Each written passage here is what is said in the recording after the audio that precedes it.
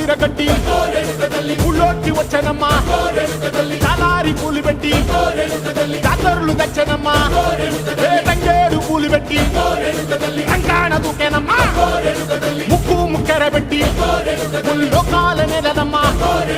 ముందార చూడంగా మున్నూరు కన్నులమ్మా ఎనకాల చూడంగా